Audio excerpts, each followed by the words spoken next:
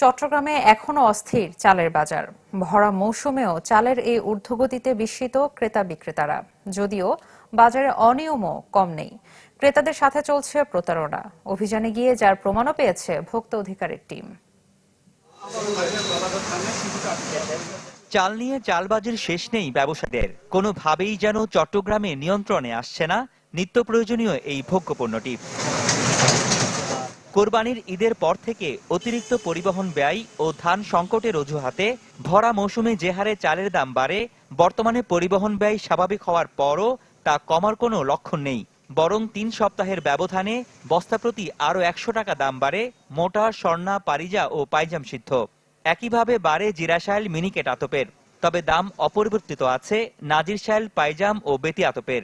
প্রত্যেকটা চাউলেই প্রায় ১০০ টাকা, কোনোটাতে ১০০, কোনোটাতে ১৫০ এরকম ব্যবধানে বেড়ে গেছে চাউল। এমনিতে বাজারটা একভাবেই আছে, বাজারটা ওভাবে তুলনামূলক এখনো কমে নেই।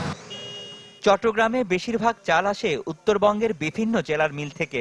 সম্প্রতি সেখানে আইন শৃঙ্খলা বাহিনীর নজরদারির কারণে বাজারে কিছুটা ইতিবাচক প্রভাব পড়ার দাবি ব্যবসায়ীদের। চাউল নিয়ে আসে, নর্থ বেঙ্গল যেখান থেকে নিয়ে আসে, ওখানে অভিযান যখন শুরু হয় তখন একটা প্রভাব এখানে পড়ে, স্বাভাবিক। এবারও পড়ছে।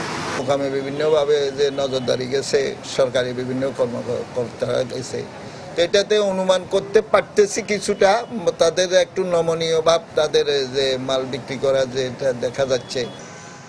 কেবল উত্তরবঙ্গের মিল মালিকরা নন, ভোক্তাদের পকেট কাটতে কোনো অংশে কম যান না পাহাড়তলীর ব্যবসায়ীরাও। নাম পাল্টে বেশি দামে চিনিগুড়া চাল বিক্রির প্রতারণা ধরা পড়ে ভোক্তা অধিকারের অভিযানে।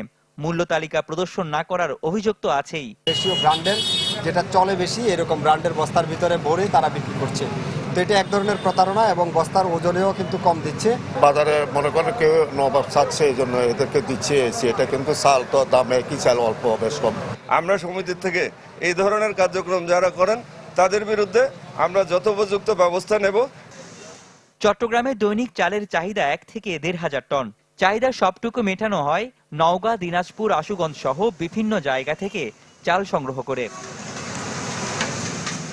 রনি দত্ত, চ্যানেল 24, চট্টগ্রাম।